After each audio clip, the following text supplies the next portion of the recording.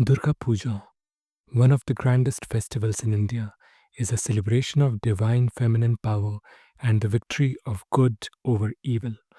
Dedicated to goddess Durga, this vibrant festival holds immense spiritual, cultural, and social significance, especially in the states like West Bengal, Jharkhand, Assam, Odisha, Bihar, and Tripura, while also being celebrated with enthusiasm in many other parts of the country and abroad.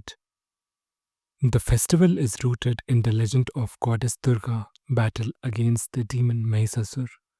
According to Hindu mythology, Mahishasur was a powerful demon who could not be defeated by a man or god. To restore peace and righteousness, the gods combined their powers to create goddess Durga, a fierce warrior deity embodying Shakti, that is divine energy.